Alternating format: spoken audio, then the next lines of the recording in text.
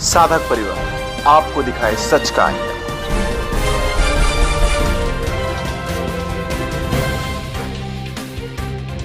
आपने सुना, आपने संत आसाराम जी बापू को देखा भी नहीं, दर्शन नहीं किए, दीक्षा नहीं ली, जीवन परिवर्तन हुआ। ये सच है। हमने अभी तक बापू जी के कभी दर्शन किए नहीं। हम तो ये व्यसन तो करते ही थे, दारू वारू मांस वास खाते थे और आए दिन झगड़ा उगड़ा, माता पिता का आदर मान सम्मान कुछ करते नहीं थे। कोई गुंडागिरी वाले लोगों में रहना, मारपीट वाले लोगों में रहना, पराये धर्म में जो रहते हैं उनके साथ रहना, अपने धर्म को मानना ना, अपने धर्म को धिक्कारना।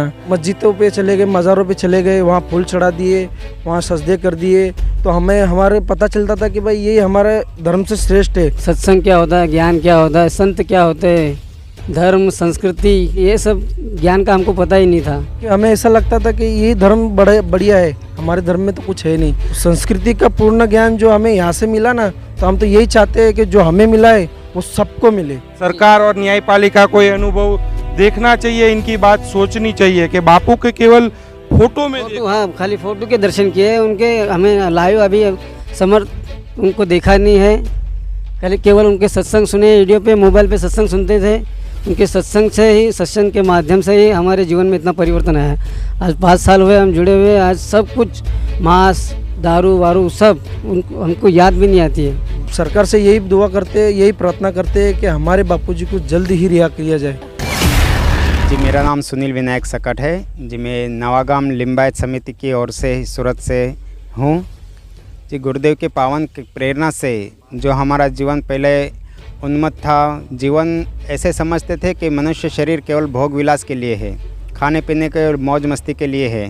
परंतु जैसे गुरुदेव का सानिध्य मिला, हम गुरुदेव के संत श्री आसाराम जी बापू जी के श्री चरणों में बैठे सत्संग सुना, तब से हमें पता चला कि जीवन। कितने सालों से जुड़े हैं, मतलब बापू से दीक्षा ली, कितने साल हो गए आप?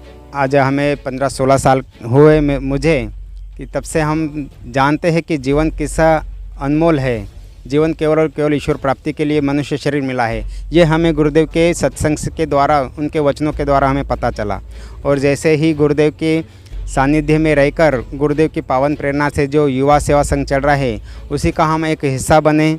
वही हम धीरे धीरे युवाओं को सम्मिलित किए और अब हमारा जीवन अब जो नीचे की ओर जा रहा था, जो बिखराव की तरफ जा रहा था, जो नीचता की तरफ जा रहा था, अब वही हमारा जीवन संयमी, उद्यमी और साहसी बना। ऐसे गुरुदेव के पावन वचन सुनकर हमारा जीवन उद्गमित और आनंदित हो गया। हमने सुना जो युवा सेवा संघ के आपके साथ लोग जुड़े, उन्होंने बापू से दीक्षा नहीं ली है, बापू को देखा नहीं, उसके बाद यहाँ जुड़े हैं। मतलब हाँ जी, ये सच बात है। क्योंकि जैसे बापू जी जब थे, बाहर थे, तब हमें वह लाभ मिला, परंतु कई युवाओं को वो लाभ नहीं मिला। बापूजी का उन्होंने सत्संग सुना भी नहीं और आमने सामने देखा भी नहीं था। ऐसे लोग हमारे साथ युवा सेवा संघ में जुड़े, तब केवल और केवल वीडियो पर उन्होंने सत्संग सुना, बापूजी को उन्होंने जाना, बापूजी की अमृतवाणी सुनी, तब से उनका जीवन ऑटोमेटिकली उनमें परिवर्तन आ गया।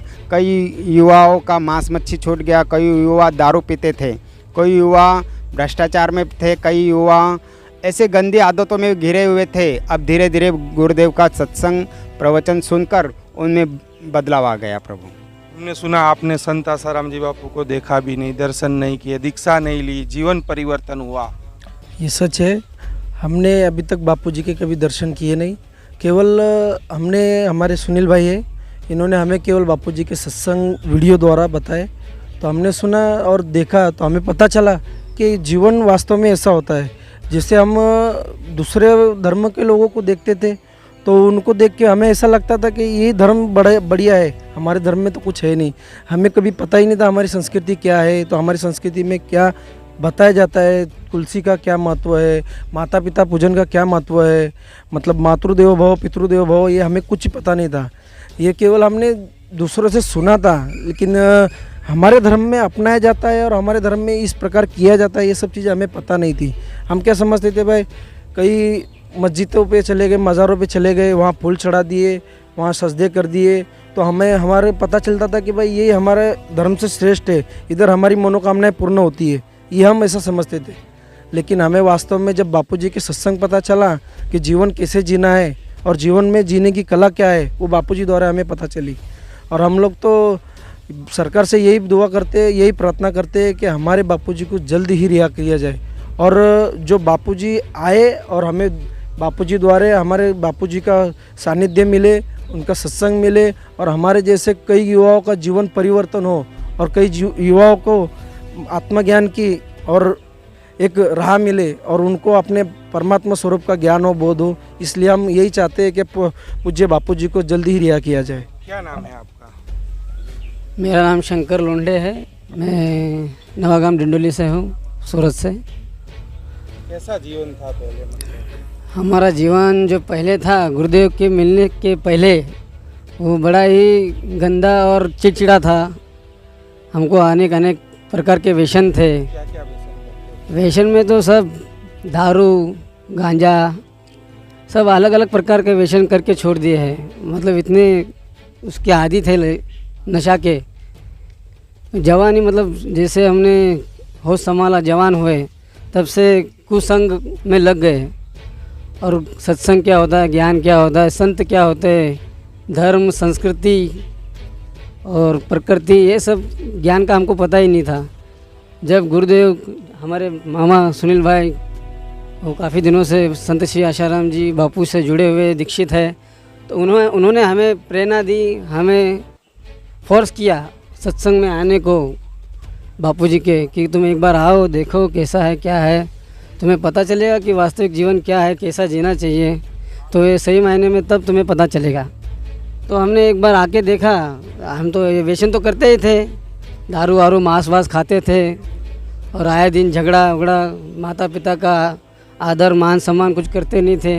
तो ये प्रेरणा, ये ज्ञान हमें बापूजी से मिला है कि माता पिता का आदर सम्मान, हमें कैसी जीवन में, संसार में कैसा जीवन जीना चाहिए, कैसा रहना चाहिए, ये हमें गुरुदेव के वचनों से, उनके ज्ञान से वो हमें पता चला। तो आप भी व्यसन करते थे? मतलब मैं व्यसन तो नहीं करता था, लेकिन गलत संगत में ज़रूर था। जैसे कोई गुंडागिरी वाले लोगों में रहना, मारपीट वाले लोगों में रहना, पराये धर्म में जो रहते हैं उनके साथ रहना, अपने धर्म को मानना ना, अपने धर्म को धिक्कारना, ऐसे सब चीज़ों में रहता। कई संतों की निंदा करना, ये सब मतलब जैसे लोगों में रहते थे और हमें ना पता ही नहीं था कि हमारी संस्कृति क्या है। तो संस्कृति का पूर्ण ज्ञान जो हमें यहाँ से मिला ना, तो हम तो यही चाहते हैं कि जो हमें मिला है वो सबको मिले, बापू जी के द्वारा जो हमें ज्ञान मिला है। घर वाले परेशान हो गए होंगे कि व्यसन छोड़ दो, नहीं छूटता होगा, लेकिन यहाँ आने से व्यसन परेशान इतने हो गए। तो चलो हमारी 19 साल में ही शादी कर दी उन्होंने कि बच्चा इतना बिगड़ गया है, कहीं हाथ से ना निकल जाए, कहीं कुछ इसके साथ कुछ गलत ना हो जाए। तो उन्होंने हमें हमारी 19 साल में, जब शादी की उम्र भी नहीं थी, तो इस हिसाब से हमारी शादी भी कर दी। फिर भी व्यसन कुछ छूट नहीं रहा था, वही चिड़चिड़ापन, वही मांस खाना, दारू पीना, और ज़्यादा मतलब बिगड़ गए थे शादी के बाद भी। तो मामा ने हमको प्रेरित किया आश्रम में आने के लिए। जब आए बापूजी के केवल दर्शन मात्र से, उनके सत्संग मात्र से हमें लगा कि नहीं यार कुछ तो है। ऐसा हमारे जीवन में आज 5 साल हुए हमको। बापू को प्रत्यक्ष नहीं देखा, यहाँ फोटो में देखा, वो देखने जैसी बात है। सरकार और न्यायपालिका को ये अनुभव देखना चाहिए, इनकी बात सोचनी चाहिए कि बापू के केवल फोटो में देखा। हाँ, खाली फोटो के दर्शन किए, उनके हमें लाइव अभी समर्थ उनको देखा नहीं है। केवल उनके सत्संग सुने, रेडियो पे, मोबाइल पे सत्संग सुनते थे। उनके सत्संग से ही, सत्संग के माध्यम से ही हमारे जीवन में इतना परिवर्तन आया।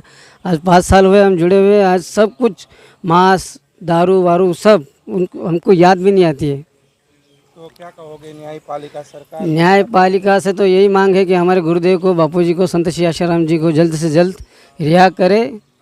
और जैसे हमारे जीवन में परिवर्तन हुआ है, कई युवा और है जो ऐसे गलत मार्ग और राह पे चल रहे हैं, तो उनका भी जीवन परिवर्तन ज़्यादा से ज़्यादा हो। जानिए देश की पल पल की खबर नीलेश ठक्कर के द्वारा आपके अपने साधक परिवार पर। साधक परिवार आपको दिखाए सच का आईना।